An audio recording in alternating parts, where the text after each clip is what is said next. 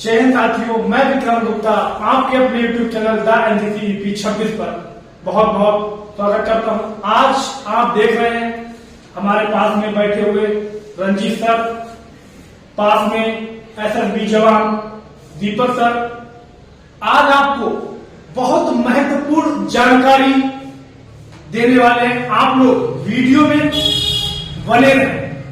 आज SSC GD, जो कि आप जानते हैं एसएससी जीडी में सिलेक्शन लेना एक बहुत बड़ी बात है और बहुत चुनौती है।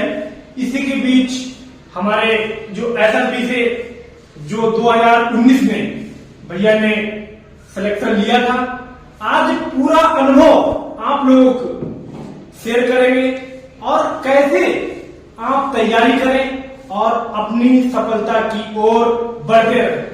कि एक दो लाइनों में मोटिवेट आपको करना चाहेंगे कि सामने हो रास्ता तो मुंह ना फेरना, कि सामने हो रास्ता तो मुंह ना फेरना। अगर दिल में हो एसएससी जीडी का सपना तो सपना ना तोड़ना। अगर पानी हो एसएससी जीडी की वर्दी तो ये मेरे दोस्त इन हाथों से पेन और कलम न छोड़ना। इसी के बीच हम सर से आपका परिचय कराएंगे। सर, अपना नाम बताइए। मेरा नाम दीपक कुमार है। मैं 2018 बैच एसएससी जीडी के 2018 बैच में मैंने अपनी पैरामिलिट्री फोर्स को ज्वाइन किया। अभी मेरे को 4-5 साल हो गई है इस प्रोफेशन में अपने पैशन के साथ जॉब करते हुए। अभी जैसे कि इन्होंने बताया है, अभी एसएससी जीडी की जो वैकेंसी आई हुई है, उस वैकेंसी के ऊपर हम चर्चा करेंगे। उसके जो महत्वपूर्ण जो बिंदु है हम उनके प्रकाश डालेंगे। उसी बेस पर आपको बताया जाएगा कि किस पर्पस से और किस सिद्धांत से, जिस सिद्धांत से आप तैयारी कर रहे हैं, तो उसके लिए कौन कौन से महत्वपूर्ण बिंदु हैं अपने लक्ष्य तक पहुंचने के लिए। तो उस लक्ष्य तक पहुंचने के लिए जो महत्वपूर्ण बिंदु है, उन पॉइंट को मैं आपको अभी अपने व्हाइट बोर्ड पर पूरे विस्तार रूप से समझाऊंगा। जैसा कि मैंने बताया था कि एसएससी जीडी जो 2023 और 24 की जो वैकेंसी है, उसके जो महत्वपूर्ण पॉइंट बताए थे वो अभी मैं आपको बोर्ड पे बताने जा रहा हूं। उसको ध्यान से देखिएगा। नंबर 1, जब फॉर्म ऑनलाइन होगा उसके सबमिशन के बाद 2 महीने आपको 2 से 2.25 महीने 2-2.5 महीने दिए जाएंगे रिटन के लिए। तो रिटन में क्या है, रिटन में 4 सब्जेक्ट जो हैं वो हर कैडेट्स को या हर रिक्रूट को या हर स्टूडेंट्स को पढ़ने ही पड़ेंगे। तो उसका जो सबसे पहले जो रिटन का जो बेसिस है उसको समझ लीजिएगा। जैसे कि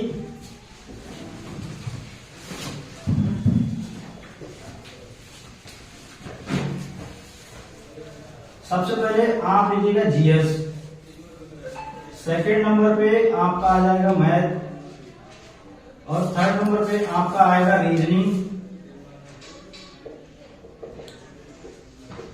और चौथे नंबर पर आपका आ जाएगा करंट अफेयर्स,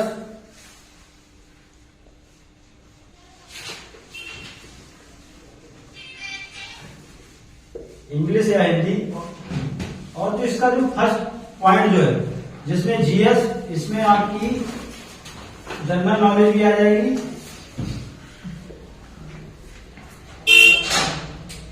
और थर्ड में आ जाएगा इसी में आपका करंट अफेयर्स।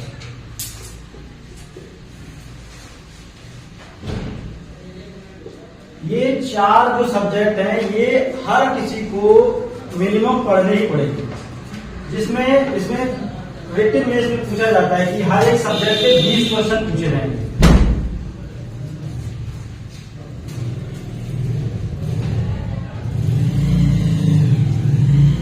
पॉइंट नंबर 4 जो है इंग्लिश या हिंदी, इसमें से एक सब्जेक्ट जो है आपका ऑप्शनल है। इसमें आप तो या हिंदी चूज सकते हैं, और जो भी बंदा जिसको इंग्लिश आती है या हिंदी चूज करना चाहता है तो इन दोनों में से कोई भी एक चूज कर सकता है। उसमें क्वेश्चन की जो मिनिमम संख्या वो 20 ही रहेगी।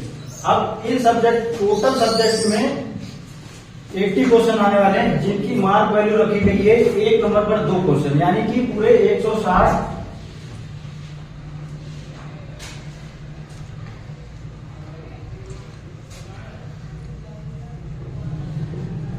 160 मार्क, 160 ओवरऑल 160, और आपको इसमें से 20 क्वेश्चन में से हर किसी सब्जेक्ट से 20-20 क्वेश्चन जो आने हैं उसमें से आपको अभी ये देखना है कि हमारे पास 80 क्वेश्चन है और जो टाइम हमारे पास है वो है 60 मिनट, 1 घंटा।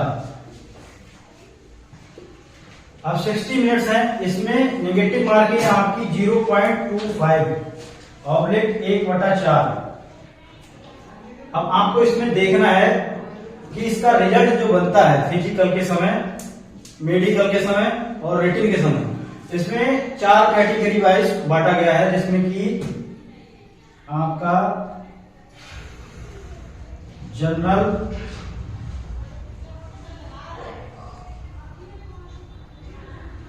OBC, SC, ST. उसके बाद में इसको 3 डिवाइड में और पार्ट किया गया है, जनरल डिस्ट्रिक्ट एरिया,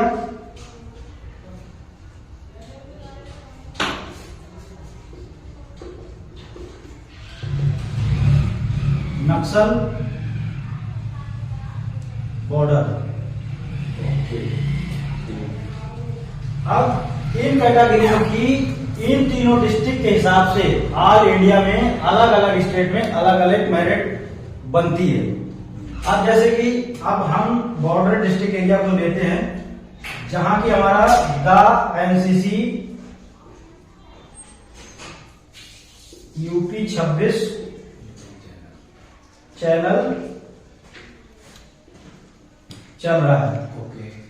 तो ये हमारे बॉर्डर डिस्ट्रिक्ट एरिया में आता है और यहाँ के जितने भी छात्र हैं वो बॉर्डर डिस्ट्रिक्ट एरिया में आते हैं। तो हम बॉर्डर डिस्ट्रिक्ट एरिया को इन चारों कैटेगरी को लेते हैं, कास्ट वाइज चारों कैटेगरी को हम अपनी बॉर्डर डिस्ट्रिक्ट एरिया से बताते हैं कि ये जो सब्जेक्ट हैं ये आपको पढ़ने हैं, लेकिन उसके हिसाब से एससी, एसटी, ओबीसी, जनरल इनको ज्यादा मेहनत करने की इतनी आवश्यकता नहीं है जितनी की नक्सल और जनरल में करने की आवश्यकता है। बॉर्डर डिस्ट्रिक्ट एरिया में इन कैटेगरी को ज्यादा मेहनत करने की रिटन में ज्यादा कोई आवश्यकता नहीं है। बस सब्जेक्ट जो हमारे सब्जेक्ट जो 4 सब्जेक्ट हैं उनको गहराई से थोड़ा बहुत पढ़ना है और नेगेटिव मार्किंग को ध्यान में रखते हुए अच्छे से अपने पेपर को क्वालिफाई करना है।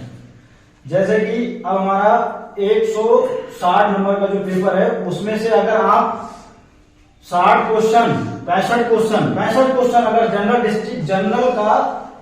जनरल कास्ट का अगर बॉर्डर डिस्ट्रिक्ट में अगर क्वालिफाई करता है 65 या 70 क्वेश्चन, 65 से 70 क्वेश्चन, तो वो एकदम फिजिकल के लिए और फाइनल मेरिट तक वो उसमें बना रहेगा, जो कि उसको वर्दी मिलने के चांस है। ओबीसी वाला 65, एससी 60 और एसटी 55। अब इसमें जो आपके सब्जेक्ट हैं ये जो इनके यूट्यूब चैनल के लिंक डिस्क्रिप्शन लिंक में डाल दिए जाएंगे, कौन कौन से सब्जेक्ट आपको पढ़ने हैं और कौन कौन से सब्जेक्ट आपको छोड़ने हैं, क्योंकि सब्जेक्ट में बहुत सारे कुछ ऐसे से जो चैप्टर हैं जो नहीं पढ़ने होते हैं और जो चैप्टर पढ़ने हैं उसमें डाल दिए जाएंगे। आपको इसकी लिंक, इस वीडियो की लिंक में आपको डिस्क्रिप्शन में मिल जाएगी, ठीक है। इसके आगे की कार्रवाई जो है अगली वीडियो में हम आपको बताएंगे। बॉर्डर एरिया का जो है इसमें जो एसटी जनरल कैटेगरीज कोटा है जी, इसका बेनिफिट है तो? इसका बेनिफिट इसमें बहुत है। अब ये बॉर्डर डिस्ट्रिक्ट एरिया की जो मेरिट लगेगी जी, ये 4 कैटेगरियों में, अगर इसके बाद में अगर जनरल डिस्ट्रिक्ट एरिया की जो कैटेगरी रहेगी इसके मुताबिक इसकी कट ऑफ हाई जाती है और हमारे बॉर्डर डिस्ट्रिक्ट एरिया की कम। यूपी में 6 डिस्ट्रिक्ट है जो बॉर्डर डिस्ट्रिक्ट एरिया से लगती है। Number 1 Pilibhit, 2 Lakhimpur, number 3 Siddharthnagar, number 4 Bahraich. 4 district है हाँ, अपना जो बॉर्डर टच है 5 हमारा ओके।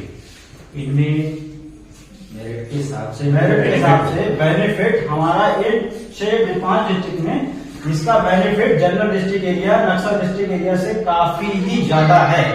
अभी आप खुशनसीब हैं जो इन 6 डिस्ट्रिक्ट में हमारे पीलीभीत में आपको जन्म की प्राप्ति हुई है। इसका फायदा उठाना है और यूपी 26 ग्रुप को निरंतर ध्यान में रखते हुए अपने अध्ययन की ओर निरंतर आगे बढ़ते रहना। जय हिंद साथियों।